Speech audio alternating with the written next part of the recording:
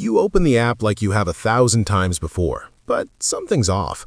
The photos you came for are buried under videos from accounts you've never followed. When did Instagram stop being Instagram?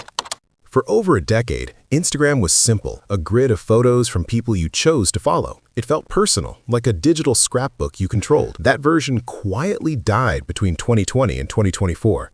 Now, the app prioritizes algorithmic recommendations over your actual friends, video over photos, and engagement over your intent. What changed wasn't just features, it was the entire philosophy. Instagram launched in 2010 as a photo-sharing app with a chronological feed. You saw posts from accounts you followed in order. The appeal was control. Your feed was yours. Then, Facebook bought it for $1 billion in 2012, and the transformation began. In 2016, Instagram replaced chronological feeds with algorithms. The company claimed it would show you content you'd most want to see. Users protested, but the change stuck. This was the first shift from user control to platform control. By 2020, Instagram aggressively pushed Reels to compete with TikTok. CEO Adam Mosseri openly stated Instagram was no longer a photo-sharing app, but focused on video and entertainment. Photos became secondary. Between 2022 and 2024, suggested posts from accounts you don't follow took over. Internal data showed over 50% of feed content came from non-followed accounts by late 2023.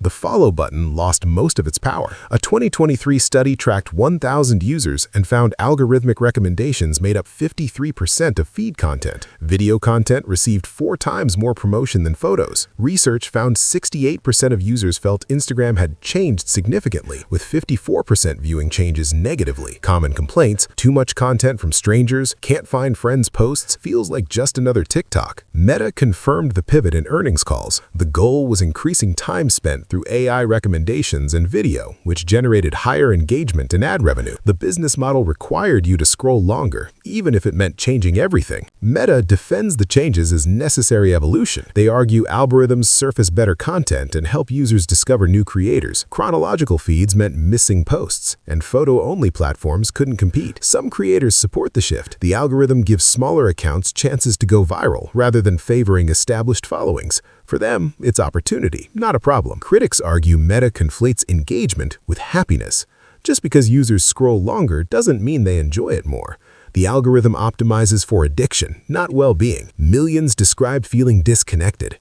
The app that once felt like a window into friends' lives now feels like a chaotic content stream designed to hold attention, not foster connection. Small businesses and photographers saw their reach collapse. Posts that once reliably reached followers now disappear unless they conform to video formats they never intended to create. Mental health professionals note algorithmic feeds often surface emotionally charged extreme content. Users report feeling more anxious and overstimulated, not because they changed, but because the content shown to them changed. Think of Instagram like a coffee shop where you met friends. You knew who'd be there. Now, the owner replaced tables with slot machines and invites strangers to perform because performances make more money. Same building, but it's not yours anymore. This is the shift from user-centric to platform-centric design.